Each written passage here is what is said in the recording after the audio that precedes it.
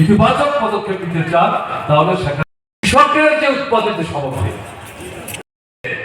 বড় বড় কর্পোরেশন যারা নিয়ন্ত্রণ উৎপাদিত পণ্য সরাসরি ভাবে মাঝামাঝি জায়গায় কেন্দ্রের সরকারের রক্ষা করার জন্য তারা তিনটি যে কৃষি আইন পুঁজিপতিদের সম্পদের উপর সেখানে ট্যাক্স তোমরা গ্রহণ করেছ, এগুলো বাতিল করে গুরুত্ব দেওয়া হলো না।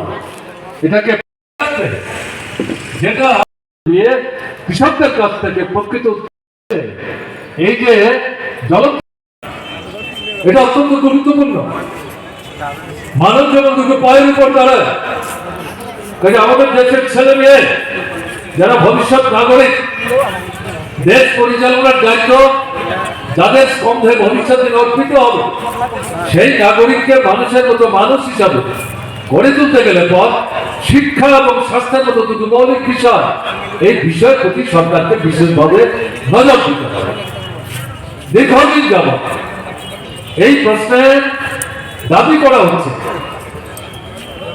স্বাস্থ্য খাতে জিডিপি, গ্রস ডোমেস্টিক প্রোডাক্ট, যেটা দেশের সম্পদের সম্মিলিত হিসেব সেখানে করে, এটাকে ভিত্তি করে হয় জিডিপি।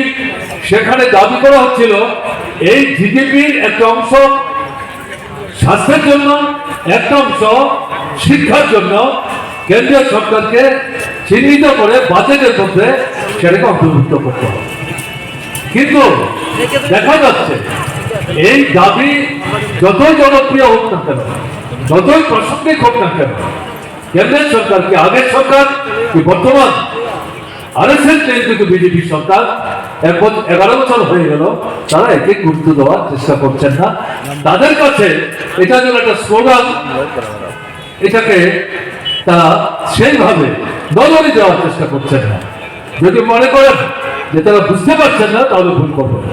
তারা জেনে বুঝে এই বিষয়টার প্রতি গুরুত্ব দিতে চাইছেন না, কারণ মূলত এই দেশের বড় বড় একটা পুঁজিপতি ব্যবসা বাণিজ্যের মধ্য দিয়ে মুনাফা করে যারা তাদের সম্পদকে স্ফীত থেকে স্ফীততর করছে, তাদের হাতে শিক্ষা এবং স্বাস্থ্যের মতো এই দুটো গুরুত্বপূর্ণ বিষয় যারা তুলে দিয়ে তাদের এই দুটো ক্ষেত্রকে একটা ব্যবসার ক্ষেত্র, মুনাফা অর্জনের ক্ষেত্রে তারা যাতে কাজে লাগাতে পারে তার সুযোগ দেওয়ার জন্য এই যে দাবিতে ছাত্র আন্দোলন করছে, যুবক আন্দোলন করছে, ব্যবহারজীবী বুদ্ধিজীবী অংশের মানুষ, গণতান্ত্রিক অংশের মানুষ, দলমত নির্বিশেষে এই দাবিতে আন্দোলন করছে, এটাকে তারা গুরুত্ব দিচ্ছে না।